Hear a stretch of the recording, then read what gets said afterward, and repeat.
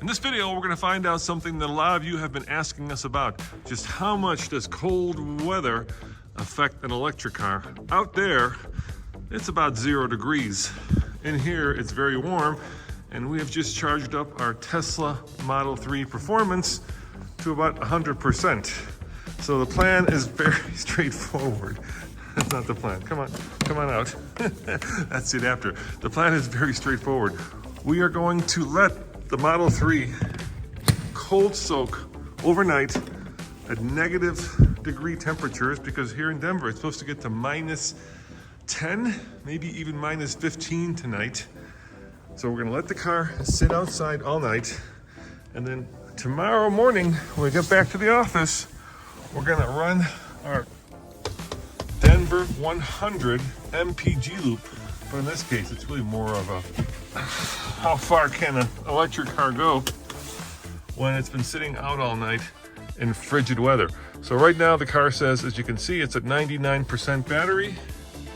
And let me switch this to miles. So 289 miles for this Model 3 Performance. But how far will it really go? Will it actually make 289 miles? Well, you know the answer to that. Of course it won't. But the question I'm really curious about is, will it actually make 200 miles even in such frigid temperatures? Because tomorrow it's supposed to be, once again, oh, you can hear that snow crunching. It tells you it's very cold. It's supposed to be in the negative numbers. It's going to sit out here for at least 12 hours. It is chilly out here. And just let it get cold. Let the cold soak into the battery, let it soak into the car. And then tomorrow we're gonna go as far as we possibly can on this full battery to see just how much range you lose when you drive a car, an electric car, in frigid, dare I say, well, the news would say, dangerously cold conditions. Oh yes, I almost forgot. We love to be transparent here at TFL. So just so you can see how cold it is, I drove our test Defender to go pull out the Tesla. So let's see what the Defender says in terms of its temperature. Start her up. Oh, that was off. 1 degrees. And I know for all you people in Alaska, that's probably balmy, but here for Colorado, that's pretty darn cold.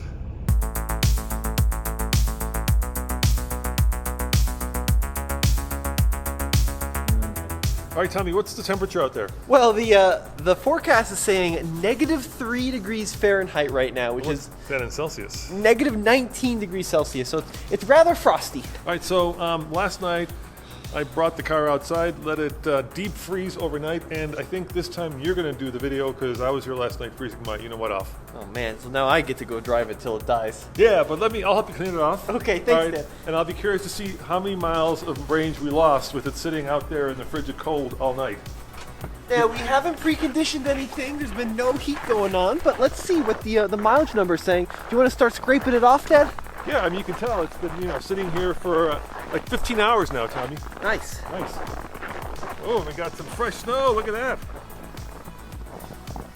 You know what? I ceramic coated this, and this just slides right off. And by the way, guys, we've had this car for a year now, and if you're interested, we're going to be selling it because hopefully we got a Cybertruck coming. We're asking $44,000 for it, and if you want it, shoot us an email at info@TFL Car, Tommy? You got it. So, Dad. Yeah.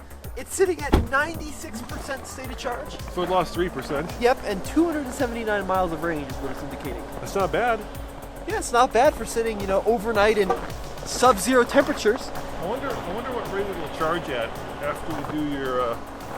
And you know what? I was thinking about this. Last night I said we're going to drive it till it's empty. Yeah. At -3, it's a little dangerous. Well, we'll go as close to empty as we safely can. Yeah. Don't get stranded out there. Yep, we'll do, Dad.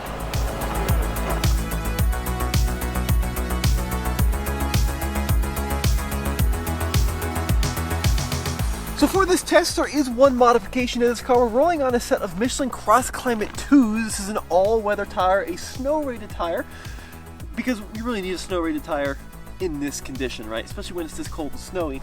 And we also have a set of these Tesla style wheels, or 19 inches instead of the factory wheels, which were just a little too big for these conditions, especially with that really thin sidewall. It's nice to have a little bit of a thicker sidewall. Well, they were summer tires, summer performance tires, Tommy. Yes. You wouldn't get past like the driveway here. No, I know, that's true, yeah, but I'm saying the reason we went from like, what was it, a 21 down to a 19? Yeah, to fit those tires on. So we can get a little bit more sidewall in the winter. Yeah. But the aero profile with the actual wheel design should be pretty similar to how it was from the factory. And those cross climates are all weather, so this is what they're meant for.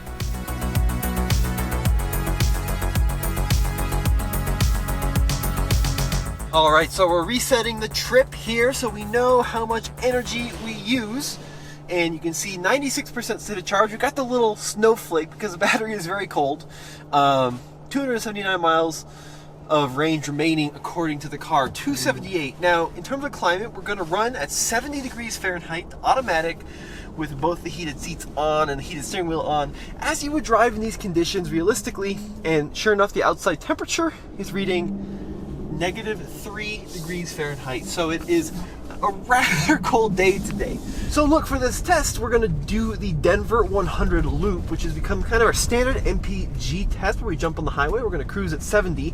We might not be able to hold 70 because of the conditions out here today. We're gonna be safe and of course not drive faster than is safe to do so.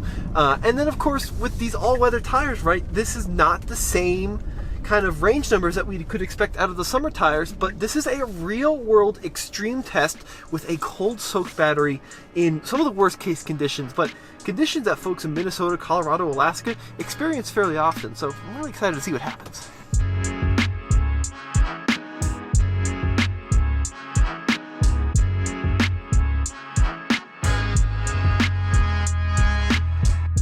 So this really is like an EV kind of torture test because this is like the worst possible conditions. We're driving over snow and slush. It is brutally cold outside. The car is still saying -3 degrees Fahrenheit. It's not warming up at all. Look, we're not driving aggressively. We're also not hypermiling.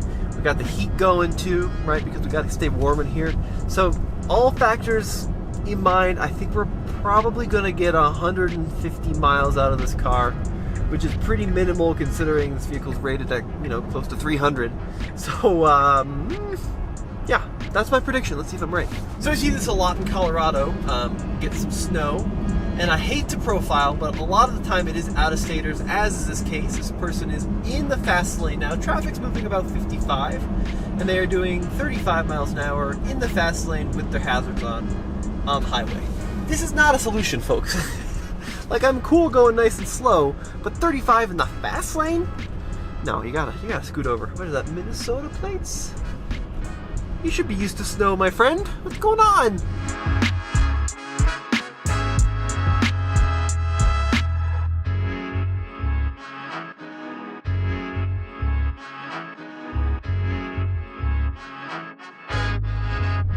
All right, 50% state of charge remaining. Now, of course, we started at 96% because it lost those 3 overnight, and it says that we've used 45.9% of the battery consumed, which is 20.9% more than normal. And you can see this graph here. The gray line is the rated range. The orange line is what we're actually averaging. So we are using a lot more than the rated range of this car. And some range tips here: increased climate control activity, air drag, and the like, 15.9% additional. Low tire pressure of 0.9. Now the tires were set properly, but we've lost about 2 psi from the cold weather, which is pretty typical. And then going uphill costs 7%, even though it's been pretty rolling, and this is a loop style test. Look, the cold temperature is really eating away at the range today, there's no doubt. Additionally, with some extra drag from snow on the ground and, of course, these snow-rated tires, temperature has been super consistent, -3 degrees Fahrenheit throughout the trip. And let's see how far we've gone. We'll go to the trip page here. We'll go to trips. So we've gone 74 miles. We've used 33 kilowatt hours, averaging 444 watt hours per mile. That is some intense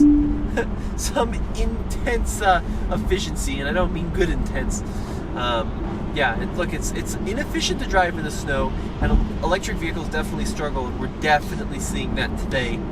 I'm actually kind of worried we're not going to make it back to the office. The loop is not that far, but, you know, if we manage 150 like I predicted at the beginning, I'm going to be stoked, because I'm not sure we're even going to get that far.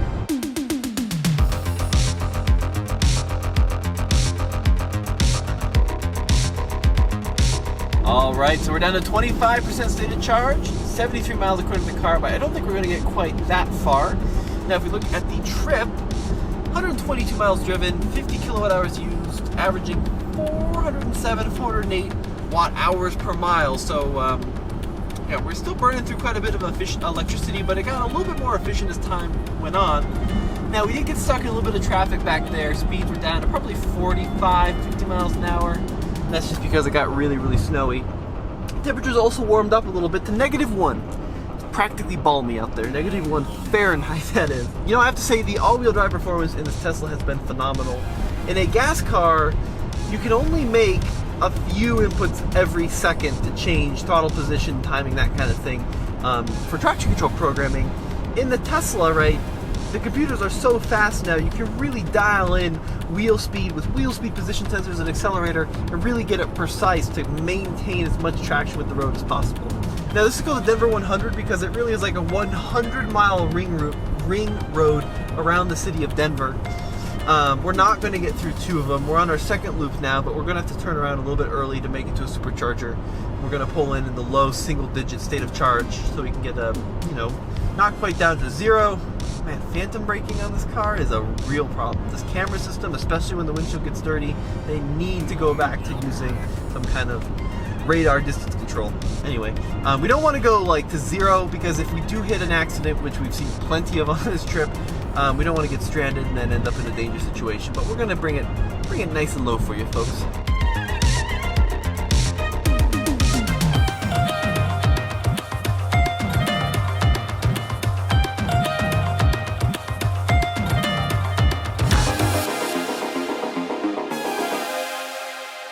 Alright, well, our trip is coming to an end.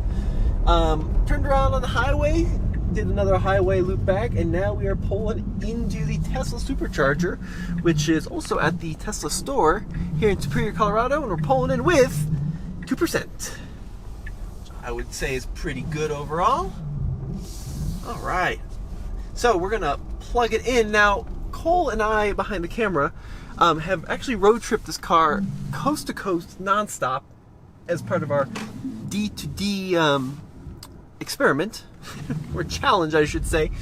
So we're pretty familiar with how this car road trips and charges, and we also know some tricks about battery preconditioning. So about 25 minutes ago, we plugged in the supercharger into the navigation so that we could be ready to supercharge. And you can see we're at 2% state of charge, so not quite down to 0, but pretty darn close, especially for folks road tripping at -2. You wouldn't want to go much below 2% state of charge.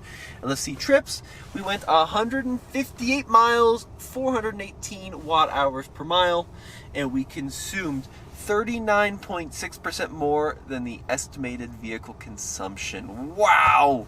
Look at that. Plus 21.4% on driving, plus 13.1% on climate alone, and plus 5% on battery conditioning. I mean, folks, that's a lot of consumption. That's a lot of consumption. We use 66 kilowatt hours on this trip, from 96% down to 2%.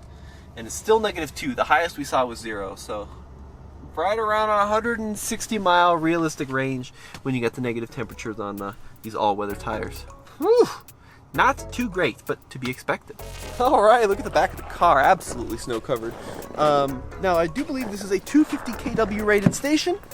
Let's see what the quickest speed we get is.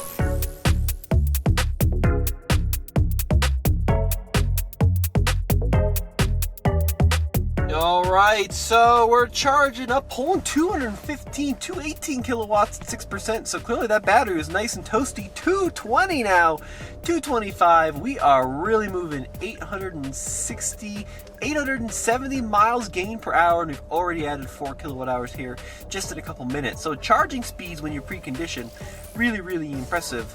30 minutes remaining to get to 80%. This is a high-use supercharger. 237. Yeah, so good speeds even in this extreme cold. We're still at -2 degrees Fahrenheit. 234 is coming down a little bit at 9%, 10% state of charge. So look, folks, here's what I would say. If you recondition your battery, you're going to be good to go on a cold winter's day. But range, especially with these all-weather tires, not too great. And I also have to say, even on the factory-equipped wheels and tires in the summer, we're not getting anywhere near the 300-mile-ish EPA rating on this car. So certainly in the winter, realistically, if you don't want to get that low in the pack, have it when it gets really cold. Yeah. Especially if you change tires. Folks, I'd love to know what you think in the comment section below. If you want to purchase this very Model 3, send us an email. We're sitting at 16,000 miles total. We're asking, I think my dad said $44,000, so we'd have lost 10K on this car, and certainly we're not making that up on YouTube revenue. You can trust us on that. But it was a really great car. I love this car. I'm really going to miss it. We got to move on to the Cybertruck. So send us an email, info@tflcar.com, and you can own a celebrity owned Model 3. We'll see you guys next time.